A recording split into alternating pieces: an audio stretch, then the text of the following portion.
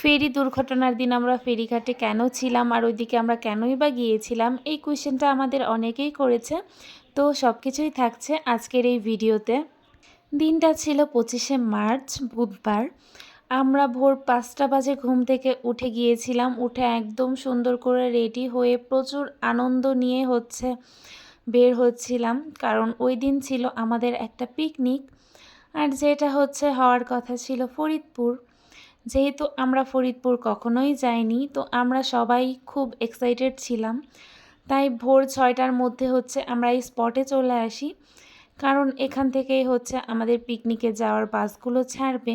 তো চারপাশটা দেখেই বোঝা যাচ্ছে যে তখনও কতটা সকাল ছিল। মানে একটু আগেও না চারপাশটা একদম অন্ধকার ছিল, মাত্রই ভোরের আলো ফুটেছে।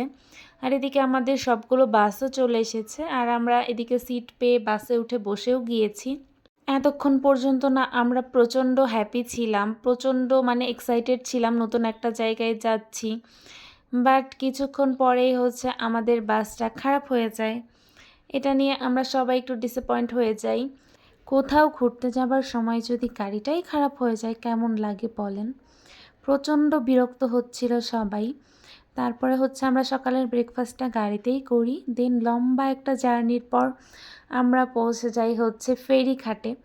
আর এইখানে পৌঁছানোর পরে না সবার ক্লান্তিটা এক মুহূর্তে দূর হয়ে গিয়েছে।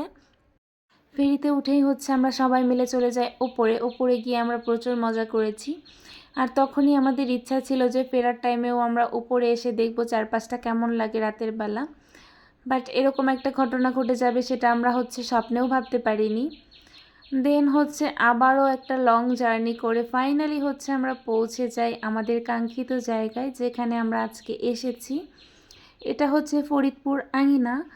তো ঢুকেই কোনো এনার্জি নাই। তো আমি আর আমার ননদ ভেতরে গিয়ে বসে পড়ি।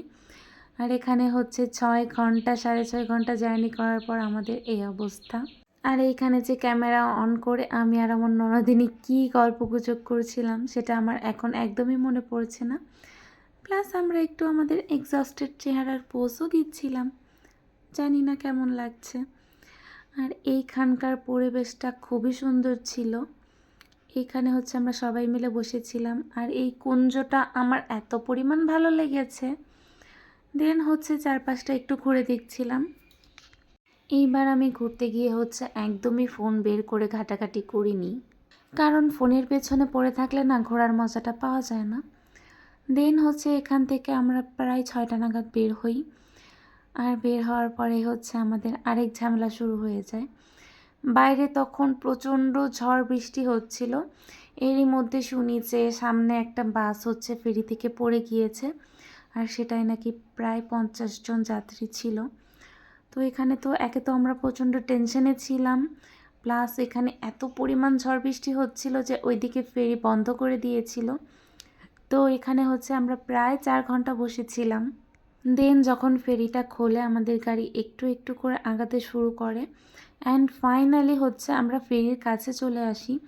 বাট তখনও প্রচণ্ড বৃষ্টি হচ্ছিল, প্লাস এখানকার রাস্তাঘাট ভাই এত বিপজ্জনক।